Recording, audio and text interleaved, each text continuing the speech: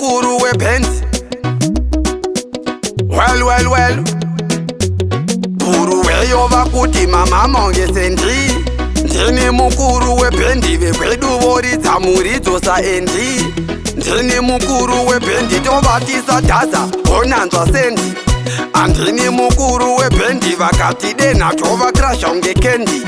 Andini mukuru webhendi kapena kabaka konge mutoriro. Ndini mukuru webhendi ndokanda nabvuva nokanda paskohiro. Ndini mukuru webhendi kapena kadzidza mabharafu ende anoziva mabharafu. Kuno vanodyiwa sechikafu waminyuka gumbo shatafu. Levo riri haikunge lenda unototenga kuna venda. Mushurugwi yabata pemba sendiyo mama mapa. Bhuru weyova kuti mama monge sendi. Ndini mukuru webhendi vekwedu voridza muridzosa endi. Ndini mukuru webhendi tovatisa dhaza honanzwa sendi. Andini mukuru webhendi vakati denha tovakrasha unge kendi.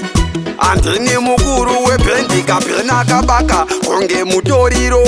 Ndini mukuru webhendi ndokanda nabvuva nokanda paskohiro. Ndini mukuru webhendi kapena kadzidza mabharafu ende anoziva mabharafu. Kuno vanodyiwa sechikafu waminyuka gumbo shatafu. Levo riri haikunge lenda unototenga kuna venda. Mushurugwi yabata pemba sendiyo mama mapa. Bhuru weyova kuti mama monge sendi. Ndini mukuru webhendi vekwedu voridza muridzosa endi.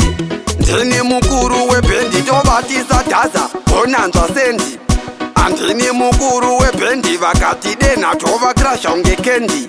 Andini mukuru webhendi kapena kabaka konge mutoriro. Ndini mukuru webhendi ndokanda nabvuva nokanda paskohiro. Ndini mukuru webhendi